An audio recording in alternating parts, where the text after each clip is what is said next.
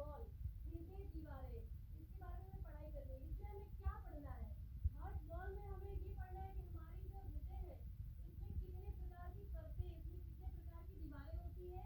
तो हमें ये आप डायग्राम देख रहे हैं, सबसे पहले देखिए डायग्राम बना हुआ है, इसमें मैंने ब्लू कलर से किया है, रेड और ब्लैक, ये तीनों ही आपकी परत, मैं इसे परत, ये परत है आपकी। तो जो सबसे पहले मैं बात करूंगी इसमें कैसे हम बाहर से अंदर की तरफ चलेंगे, कैसे बाहर से अंदर, यानी कि हृदय की दीवारों में हमें बाहर से अंदर की तरफ चलना है। तो मैंने बताया आपको ये आपकी क्या है, जो ब्लैक कलर मैंने बनाई, देखिए एक ब्लैक कलर की बनी है, एक रेड में बनी है, रेड वाली मोटी है, फिर ब्लैक, फिर एक ब्लू है ना, 3 लेयर्स बनी हुई है, ब्लू रेड ब्लैक। चलिए, तो सबसे पहले मैंने क्या लिखा, अंदर से बाहर से अंदर, यानी कि outer outer outer to inner. हम बात करेंगे बाहर से अंदर।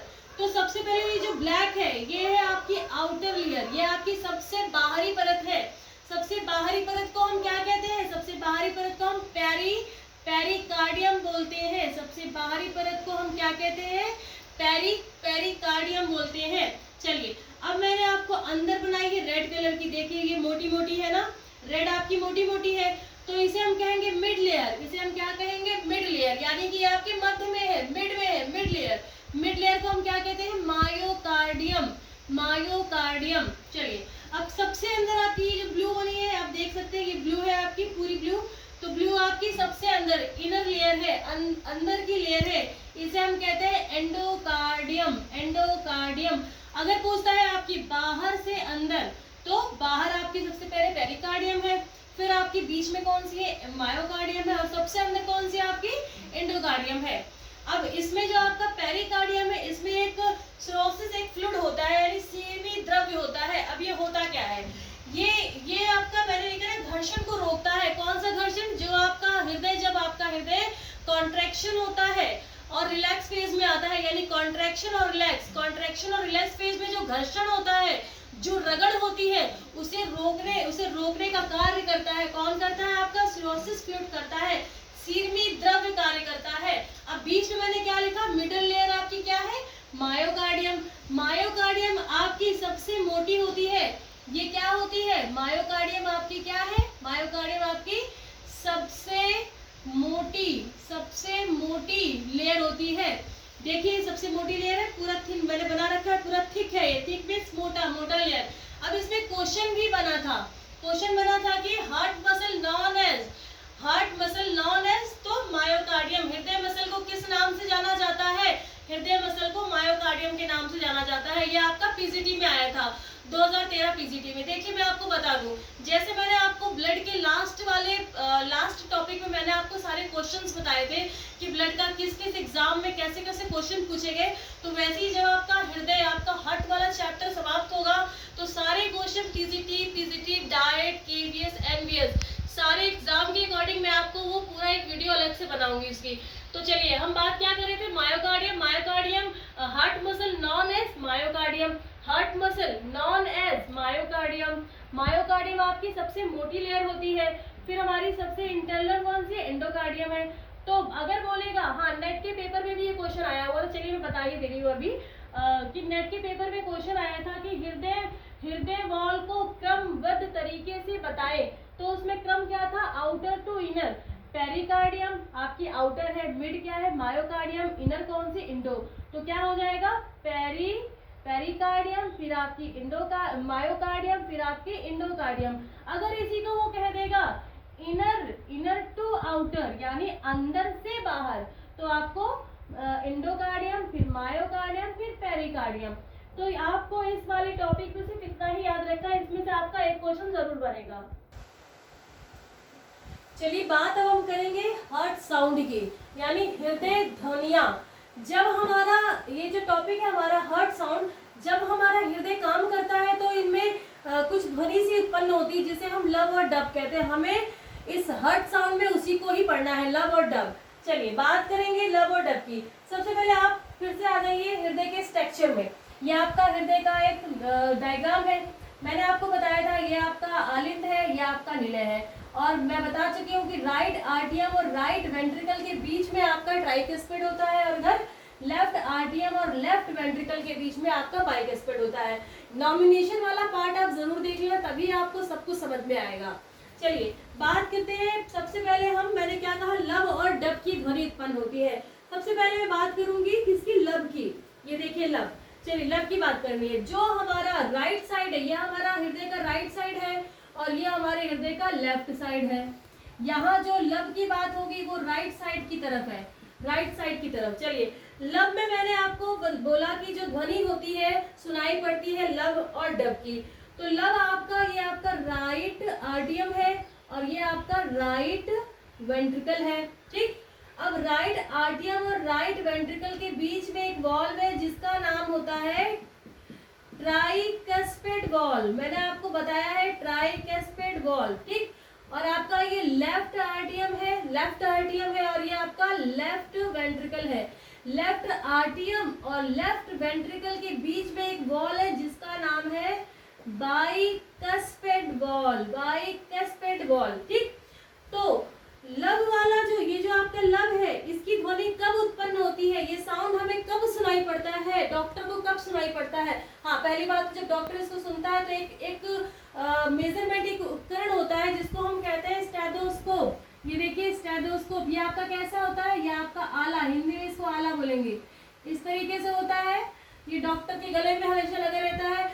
डॉक्टर इसे से हृदय रोगों के बारे में पता करता है। तो कौन सा, हार्ट साउंड मेजर बाय, सुनिए, heart sound measure by stethoscope. हृदय ध्वनियों का मापन किया जाता है, किससे किया जाता है, स्टेथोस्कोप से मापन किया जाता है। तो मैंने कहा लब। हाँ, तो आपका जो लब है ये राइट आर्टियम और राइट वेंट्रिकल के बंद होने पर, सॉरी, देखिए बात कर रहे हैं किसकी, लब की। तो जो आपका ट्राइकस्पिड वॉल्व है कहाँ पे इंडिकेट है, ये राइट आर्टियम और राइट वेंट्रिकल के बीच में इंडिकेट है। और मैंने कहा लेफ्ट आर्टियम और लेफ्ट वेंट्रिकल के बीच में बाइकस्पिड है। तो ये जो ट्राइकस्पिड है और ये जो बाइकस्पिड है, जब ये वॉल्व बंद होते हैं तब वो ध्वनि उत्पन्न होती है, कौन सी, लब की। लब की साउंड सुनने को मिलती है। जब आपका ट्राइकस्पिड और बाइकस्पिड वॉल्व बंद हो जाते हैं, क्लोज हो जाते हैं, तो जो ध्वनि उत्पन्न होती है उसे हम लब कहते हैं। इसका जो समय होता है, लब का जो समय होता है वो कितना होता है, 0.12 सेकेंड, 0.12 सेकेंड, 0.12 सेकेंड। इसे हम S1 भी कहेंगे, इसे हम S1 भी कहेंगे। मैंने क्या कहा लब में, मैंने ये कहा कि जब आपका ट्राइकस्पिड वॉल्व जो कि आपकी राइट साइड है और आपका बाइकस्पिड वॉल्व जो आपका लेफ्ट साइड है, जब ये दोनों वॉल्व बंद होते हैं, क्लोज होते हैं, तो एक ध्वनि उत्पन्न होती है जिसे हम लब कहते हैं। इसे हम S1 भी कहेंगे। इसका जो समय होता है वो 0.12 सेकेंड होता है। चलिए अब बात किसकी करेंगे, अब हम डब की बात करेंगे। डब की हमें बात करनी है। अब ये ट्राई वाला भूल जाइए आप। चलिए ये आपका ट्राइकस्पिड हटा दे रहे हैं। अब हमें बात करनी है डब की बात करेंगे। चलिए डब में क्या होता है, ये मैंने आपको बताया था कि आपकी राइट वेंट्रिकल में एक पल्मोनरी वॉल होता है, एक ढक्कन होता है, और लेफ्ट वेंट्रिकल में एक ढक्कन जिसे हम एरोटिक वॉल्व मैंने वॉल्व में आपको पढ़ाया है, आप वहां जाके देखिएगा। तो राइट वेंट्रिकल में आपका पल्मोनरी वॉल्व होता है और लेफ्ट वेंट्रिकल में आपका एरोटिक वॉल्व होता है। जब ये दोनों क्लोज हो जाते हैं, बंद हो जाते हैं, तो ध्वनि उत्पन्न होती है किसकी, डब की ध्वनि उत्पन्न होती है। इसका जो समय होता है वो 0.1 सेकेंड का होता है। डब का जो समय होता है 0.1 सेकेंड का होता है। इसे हम S2 भी कहेंगे। क्या कहेंगे, S2। S1 हम किसको कहेंगे, लब को कहेंगे। S2 हमारा डब है। S1 का समय कितना है, 0.12 सेकेंड, और डब का समय कितना है, 0.1 सेकेंड। ये आपको जरूर याद होने चाहिए। और ट्राइकस्पिड और बाइकस्पिड के बंद होने पर लब था, और पल्मोनरी वॉल्व और एरोटिक वॉल्व के बंद होने पर हमारा डब था। चलिए एक बार फिर से आप ध्यान से सुन लीजिए। मैंने कहा हार्ट साउंड, सबसे पहले हार्ट साउंड को मेजर किससे किया जाता है, heart sound measure by stethoscope. ये क्वेश्चन आया भी हुआ है। तो हम किससे मेजर करेंगे? स्टेथोस्कोप से करेंगे। हृदय की धड़कन का मापन हम किससे करते हैं? स्टेथोस्कोप से करते हैं। अब मैंने कहा कि इसमें आपको लब और डब का पढ़ना है। सबसे पहले बात करेंगे लब की। आराम से सुनिए।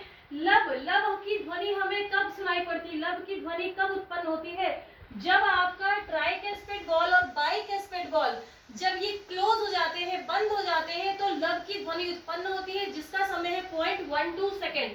इसे हम S1 भी कहेंगे। चलिए, फिर मैंने कहा डब। डब, डब क्या है? डब आपका जब पल्मोनरी वॉल और अरोटिक वॉल क्लोज होते हैं।